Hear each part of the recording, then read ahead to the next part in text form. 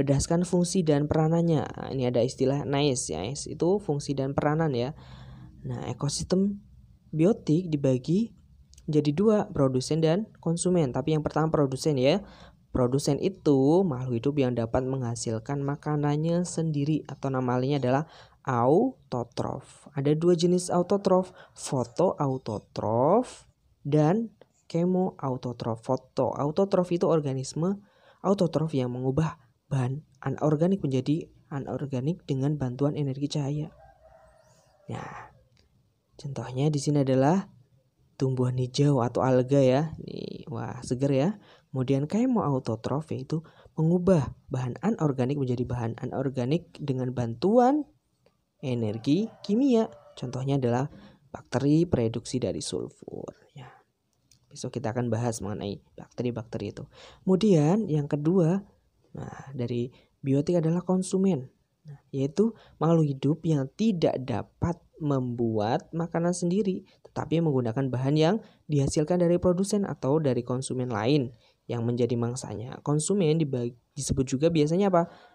Heterotrof. Nah, tadi kan kalau produsen itu autotrof, kalau ini heterotrof, yaitu organisme yang bergantung pada organisme lain untuk memperoleh makanan. Nah, konsumen juga ada 3 jenis ya berdasarkan jenis makanannya. Nah, kalau yang pemakan tumbuhan adalah herbivora, contohnya sapi, rusa. Nah, kalau yang pemakan daging karnivora, nah contohnya harimau, buaya. Omnivora berarti pemakan segala baik tumbuhan maupun daging. Nih, contohnya bebek, kera. Nah, ini contoh-contoh hewannya ya. Nah, itu dari konsumen. Terus konsumen juga dibagi berdasarkan tingkat kedudukannya dalam ekosistem.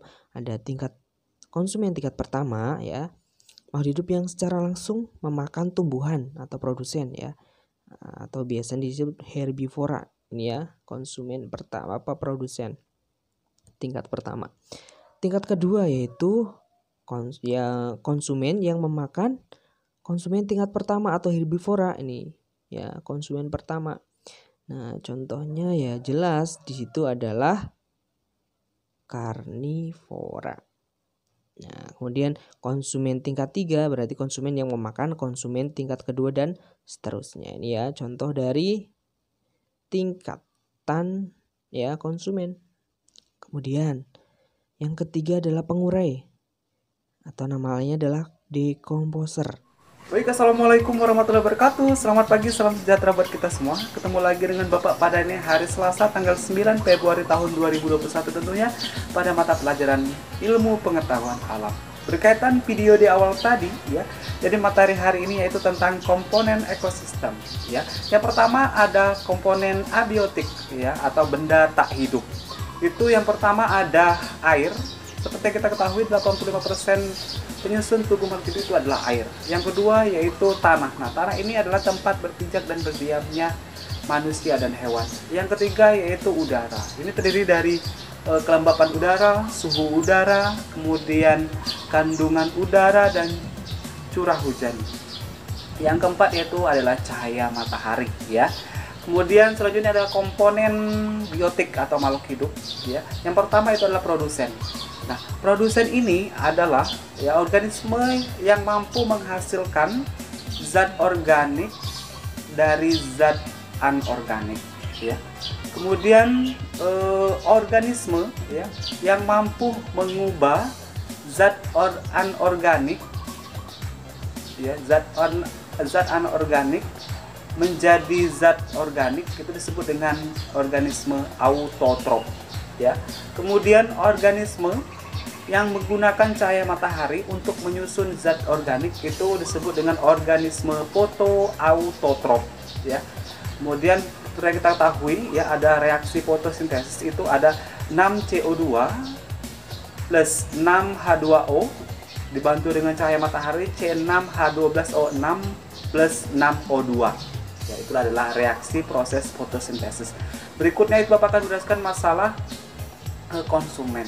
Konsumen adalah organisme yang memakan organisme lain ya. Ada yang pertama kita ketahui adalah herbivora.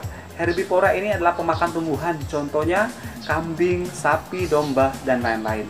Kemudian adalah karnivora. Karnivora itu adalah pemakan daging. Contohnya elang, ular, anjing, ya, dan lain-lain. Kemudian ada omnivora. Omnivora ini adalah pemakan segalanya atau pemakan daging dan tumbuhan. Contohnya ada manusia, kemudian ada kera, kemudian ada juga orang hutan.